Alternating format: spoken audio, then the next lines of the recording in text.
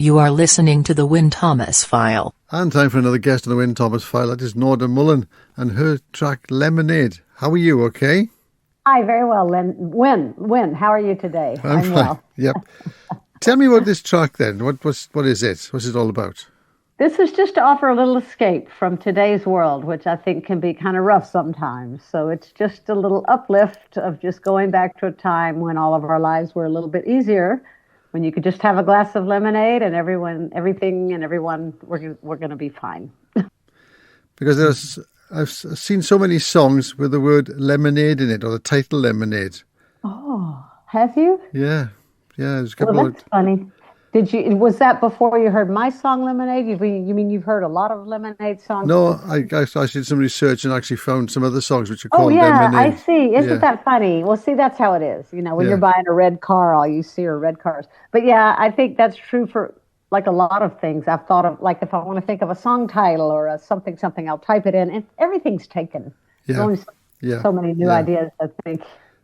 This is a track by Beyonce as well, which is an album called Lemonade by Beyonce. Yeah. Well, see, there she goes copying me again. Yeah. I try to stop her, but I can't. So where did you record and produce this then? Actually, I recorded and produced it in Richmond, UK, outside of London, southwest London, at my good friend Terry Britton, who's a songwriter. He wrote for Tina Turner, and he's a good friend of mine. And he nicely lets me use his studio, so it's not very far from my home. And I had a guy, Nico Sonev, who was the engineer, and then Nico and I kind of co-produced it. And then I pretty much played everything. I think I had a couple of guitar players on, but otherwise I usually just go in and play all the instruments, and makes it easy. So is that you on the slide guitar at the beginning then, was it? The slide guitar was Nico.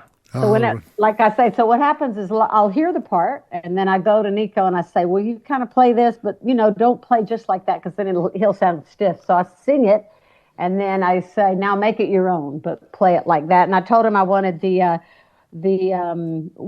know that slide guitar you're talking about right at the intro, but there's another part in the later in the song, it's a guitar solo, and I wanted a George Harrison sound, and he did it. I love that type of guitar sound, Oh, George Harrison, God bless him. Yes, indeed. I know, rest his soul. Yeah, indeed, yeah. So is this your sort of chance to break into a full solo career then? Well, I'm trying. You try your best, but it's not easy. But yeah, I'm trying, because this is just this phase of my life right now where, yes, that's very appealing to me. I've done a lot of good work in my life, playing in movies and session works and playing with the Moody Blues, and now I guess this is the time that I just can do my own stuff. I'd love to go on tour with another major band if they'd call me. I'm happy to go. Yes, but, I love doing my own things as well. Yeah, you've done a lot of flautist work. I mean, some incredible credits to your name. It's absolutely brilliant. And so really, we're working with one of my pop idols, which is Justin Hayward, with the Moody Blues in the 1990s. Yes, in 1996, I believe, for a solo tour of his. I was living in LA at the time, and he somehow found me, and then we had a great time. And I really enjoyed that, and then I didn't hear anything, and it was a nice time. And then in the very end of 2002 is when I got a call asking me if I'd be interested to go on the road with the Moody Blues. So Justin had remembered me from that time, and then I got that fortunate call where I had got to do this wonderful gig for so many years. This is where you replaced Ray Thomas in the Moodies, yeah? Yes, he retired at the end of 2002. So I replaced him then. I think they had a tour in the books, and it had to happen kind of fast. So we came together. We did it. So the solo spot on Nights in White Satin was yours. You grabbed that, did you? Well, that's Justin's song, but then on my little EP I just released, I take it and I do a kind of a classical. It's called a cadenza, when you're doing a concerto and you have the middle part where you kind of show off. So I wrote a kind of cadenza version of my take on Nights in White Satin, an instrumental version, But you did play it on stage with the Moodies, did you? Sorry, say again? You did play it on stage with the Moodies, the bit in the middle of Nights in White Satin. Yeah, I'd play it with the Moodies all the time. Yeah, not my version, their version. So who was in the band then in the Moodies when you in then? Well, I was there. Well, Graham Edge, the original drummer, and then John Lodge, the bassist, and then Justin Hayward. And when I first came, it was Paul Bliss on keyboards and Bernie Barlow on backing vocals, and Gordy Marshall was kind of the second drummer, along with Graham.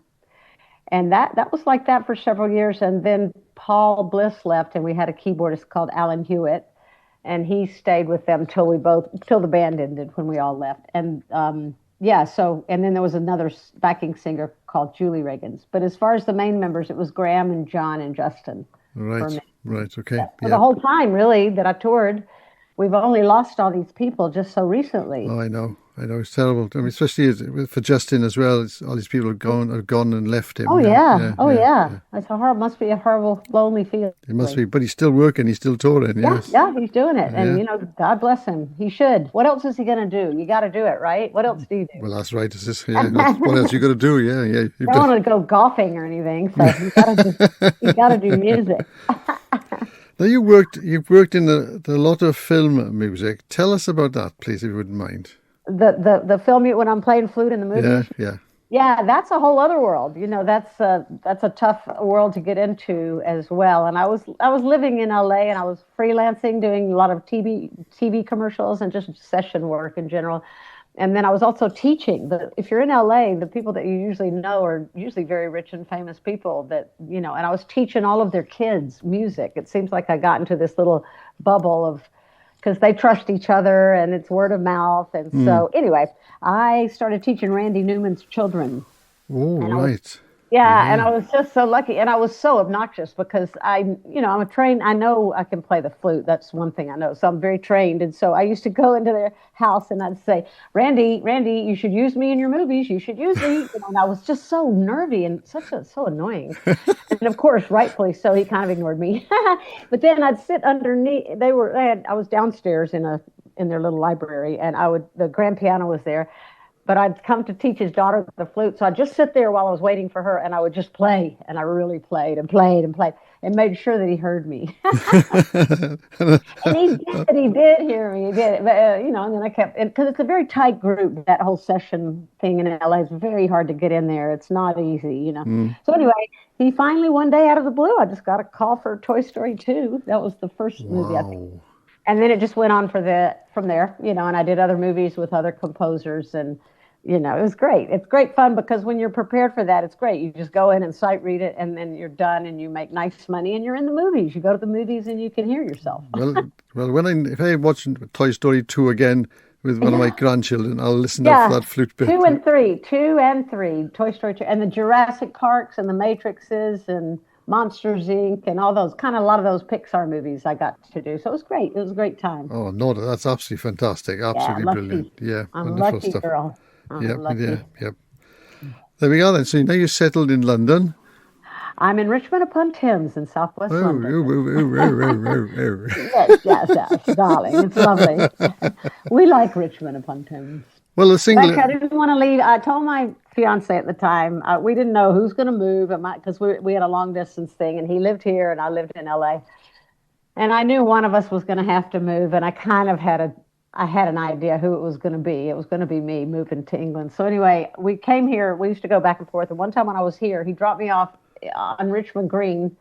And he said, "I've got an interview. I'll pick you up in 2 hours. Here's a phone and here's a credit card."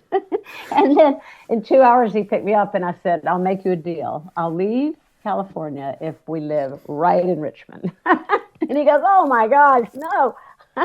But that's why we're here, and it's great. I love it. Big money properties, eh? Yeah, but we're in one of the smaller Richmond properties. So it's a great location, a great part of London. Well, good luck with the single. I mean, it's been brilliant talking to you.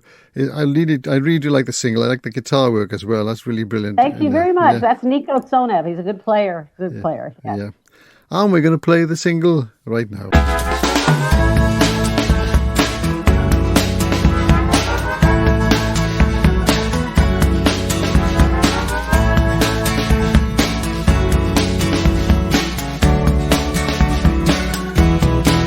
It was a cold and windy night. The house was shaking.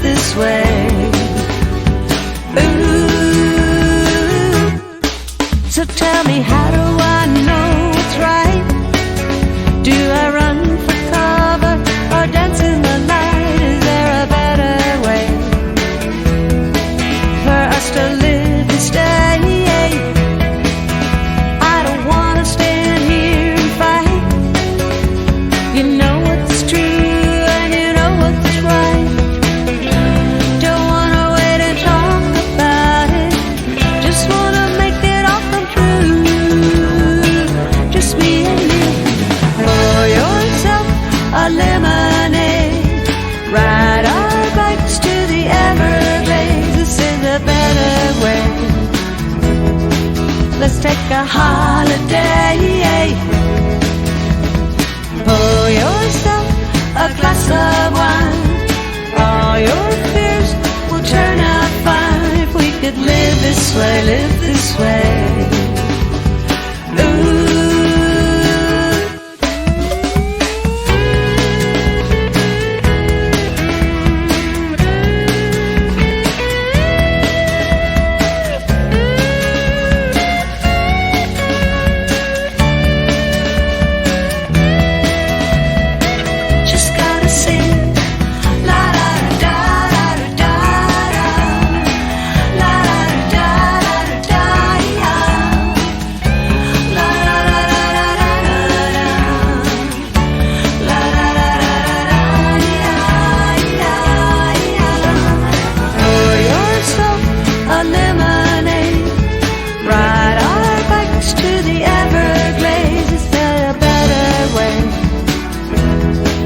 Let's take a holiday. Pour yourself a glass of wine. All your fears will turn out fine if we could live this way, live this way.